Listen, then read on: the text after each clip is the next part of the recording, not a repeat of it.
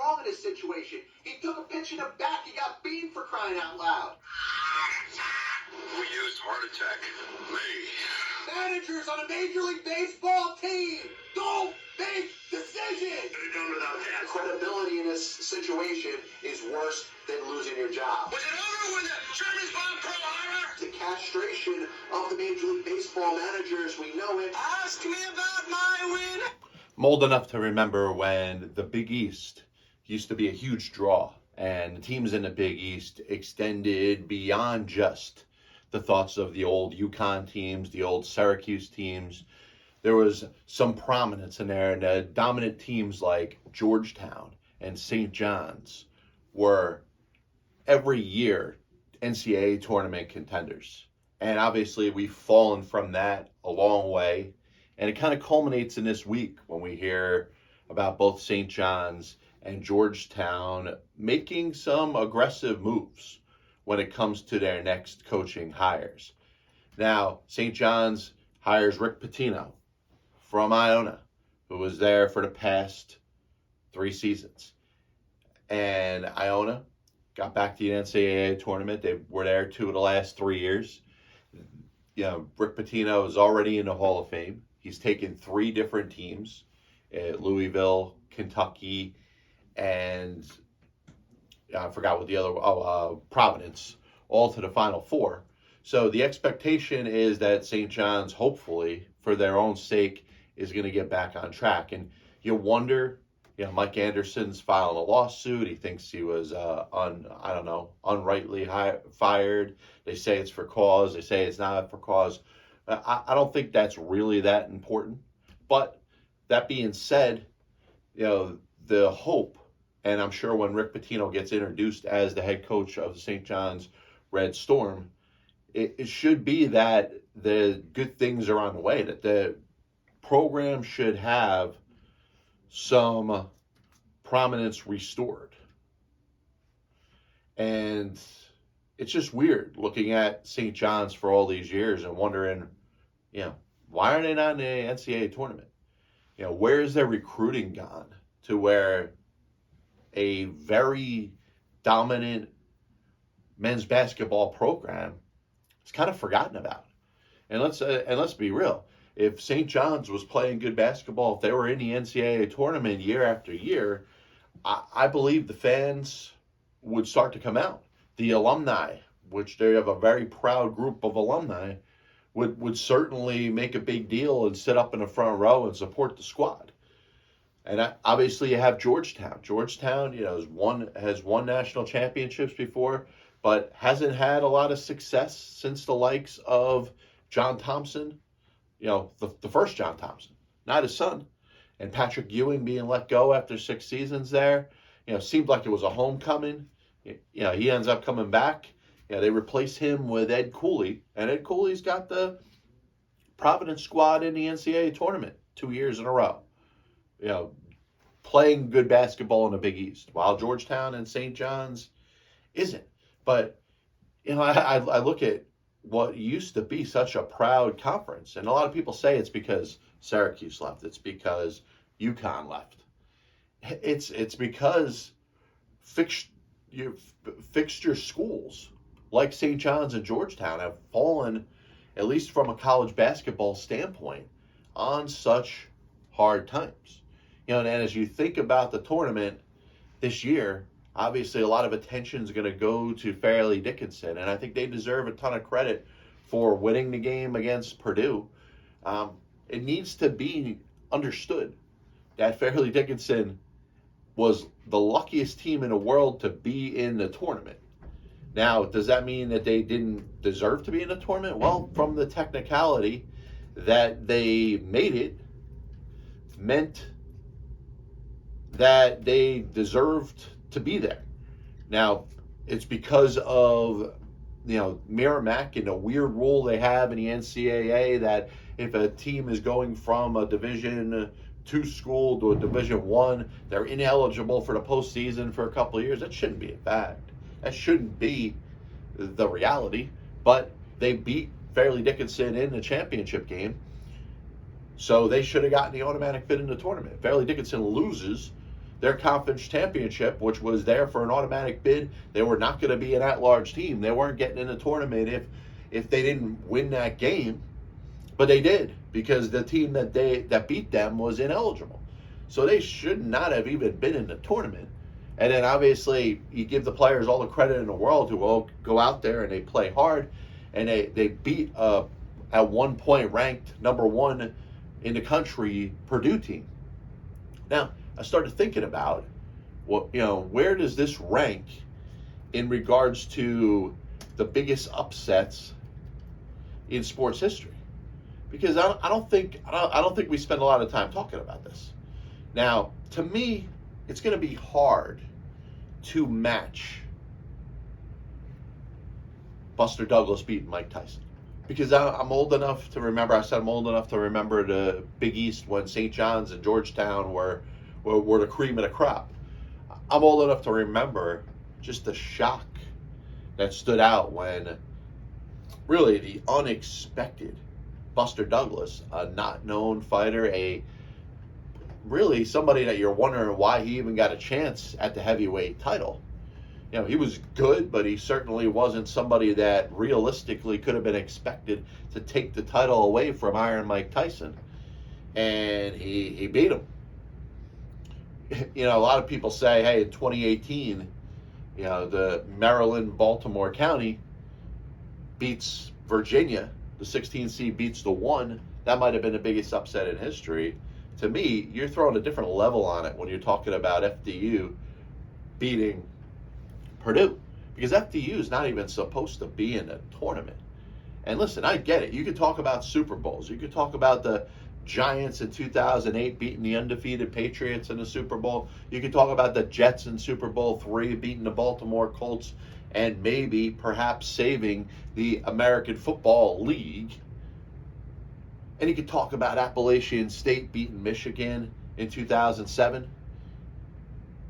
Maybe if you're a soccer fan, Premier League, Leicester City winning. People that are a little older than me will talk about the 1980 U.S. hockey team in the Olympics beating the Soviet Union. And if you're watching, what other upsets kind of stick in your mind? To me, I have a hard time putting a lot in the same category as FDU beating Purdue. Now, Tyson Douglas is right up there. And I might even say that Douglas beating Tyson may be the biggest upset in all sports history. The other one I want to talk about is the 1914 Boston Braves, which I brought up on this show before. A World Series that, by the way, media coverage was not as strong as it is now, was not as strong as it would be 5 years later covering the 1919 Black Sox. So what am I getting at? There's a chance that the 1914 World Series was not played on a level. The Philadelphia Athletics players upset over their salaries. Connie Mack didn't want to pay his players. Within about a year or two, he traded all his star players away. By 1916, the Philadelphia Athletics had one of the worst teams in baseball history. The players were upset at Connie Mack. There's a chance that they may have tanked it. They may have not played the 1914 World Series on a level. That being said, there was no team in World Series history to that point that had less of a chance to win than the Boston Braves. Now, some gamblers on the side might have made a lot of money, but there was no bigger upset to me, at least in baseball history. Forget about the 69 Mets. Forget about the 1990 Reds, the Dodgers of 88, whatever team you want to talk about and say that team had no business winning the World Series. There was no team that was a bigger upset winning the World Series than the 1914 Boston Braves. Now, we want to jump into what I want to call this day in sports history, but we call it saving sports history. And I'm excited about the segment that we're going to do today because there's a lot of different things that I want to talk about, a lot of different names I want to throw in there, a lot of different things that happened on this day, the 21st day of March 2023. But, congratulations to Japan getting to the finals of the World Baseball Classic where they're going to be playing at the United States. A lot of people are either really into the World Baseball Classic or they're really against it. talking about injuries. Edwin Diaz gets hurt during celebration. And listen, the World Baseball Classic means so much more to the players that are in it than it does the John Q. Baseball fan. And, John Q. Baseball fan sometimes jumps on the bandwagon of the players and says, hey, I'm the spokesperson for the players. And those are the fans that are probably the most outgoing and outspoken about what the World Baseball Classic means. I've spoken on the other show, the last show I did, about maybe changing the timing of it, maybe give it a little bit of its own spotlight. So the players that are preparing can prepare for just that. And I know they're saying that. It's kind of like a backhanded comment. Yeah, we're preparing for this, but we're also preparing for the MLB season. And when they're in the World Baseball Classic, they're going to say, yes, it's all about their country. But in reality, they're preparing for their paid jobs, which is to compete and try to win a World Series championship. So it's kind of something that they're balancing, perhaps if it's done later on after the season, kind of like the XFL jumping in right after the Super Bowl. You get a little more Super Bowl for a little longer period of time. Like I said, baseball fans, they're going to be watching spring training anyway. It's not like you're getting new fans that aren't going to be watching baseball at all. All of a sudden, they're tuning into the World Baseball Classic. It's a lateral move. They're going to be watching spring training. Oh, wait, the World Baseball Classic's on, so maybe they end up watching that too. So we talked a little bit about biggest upsets in sports history, a little bit about maybe saving St. John's. Is Rick Pitino the right answer to finally get St. John's in the right direction? From a recruiting standpoint, he can do it. And I'm glad to see Pitino, who, had one of his NCAA championships vacated because of stupid bullshit. I like to see second chances being given for those that have been canceled by the public. And Rick Pitino was at one point canceled. I'm glad he has a chance to run a solid national program again. So as we jump into saving sports history, the 21st day of March 2023. Back in 1941, Joe Louis KOs Abe Simon in the 13th round to retain his heavyweight championship. 1946, Kenny Washington is signed by the Los Angeles Rams as the first black player in the National Football League since 1933. 1948, Patty Bird wins the fourth title, her fourth title holder's title. In 1953, a bizarre playoff game with the Syracuse Nationals, I believe it's the Syracuse Nationals, and going up there against the Boston Celtics. What stands out about this, which I think is incredible, 106 total fouls in this game. 10 players play for the Syracuse team. 7 of them fouled out. 12 players foul out of the game altogether. Now, Syracuse has to go back to 2 players that fouled out already. Red Roca and Al Cervi are back in the game. Cervi actually picks up a 7th foul, something that is unprecedented. But if you only have 10 players, you need to finish the game. You have to have 5 players on the court. It's unbelievable that 12 players in one game could foul out. The officials, by the way, Charlie Ekman and Arnie Heth, should have been, I don't know, was it really that physical of a game where every one of those fouls deserved to be called? 1959, California beats West Virginia for the NCAA championship. Jerry West is the MVP. 1961, Art Modell buys the Cleveland Browns from Paul Brown for, at a time, record sum of $3.925 million. UCLA in 1964 wins their first national championship. 98-83 over Duke. They finish an undefeated season. In 1970, they win their 4th straight NCAA championship with an 80-69 win over Jacksonville. In 1978, Alvin Dark becomes the second Major League manager in the history of the sport to be fired during spring training when he's let go by the San Diego Padres. The first was Phil Cavarretta in 1954 with the Chicago Cubs. He was fired for simply telling his boss he didn't think the Cubs were going to win the World Series this year. And you know what? They didn't. In 1985, Arthur Ashe is inducted into the Tennis Hall of Fame. 1991, because I love to talk about the Quebec Nordiques, Ron Tugnutt had an NHL record 70 saves in a game that the team did not win for the Nordiques, as he saved 70 out of the 73 shots on goal.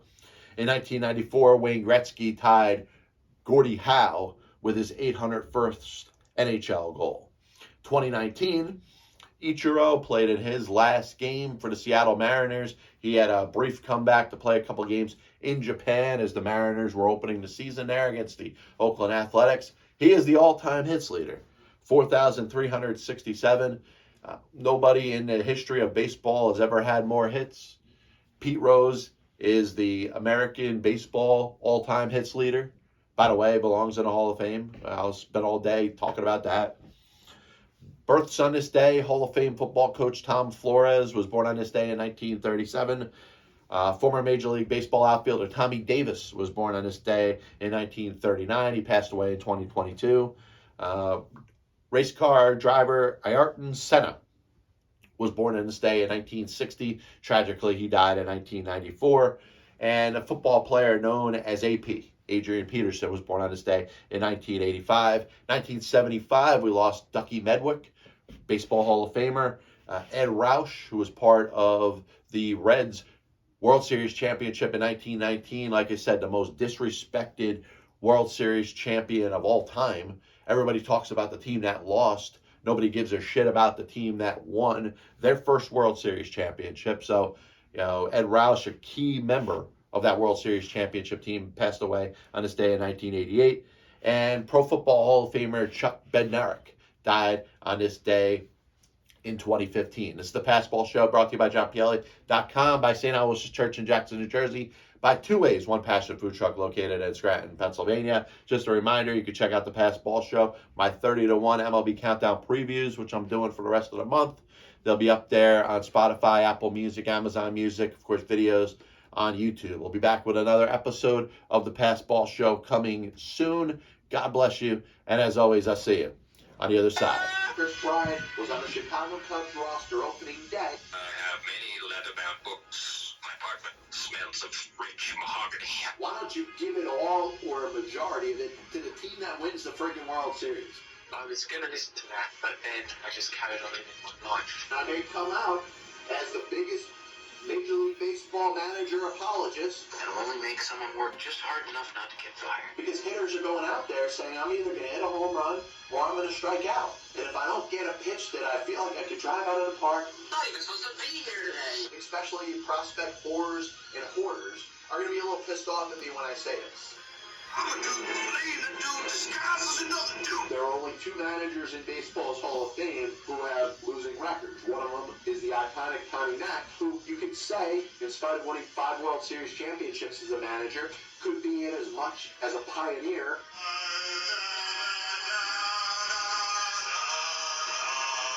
And what side of the spectrum they're on? Were they pitching? Were they batting? If your favorite team was pitching and a ball got inside and hit a batter, there's no way that could have been on purpose. But if you were a fan of the team that was batting and a ball got inside and hit somebody or went behind somebody's head, absolutely 100%, unequivocally, that pitcher was throwing at him. They put their tail between their legs and decided they're going to do exactly what they're told.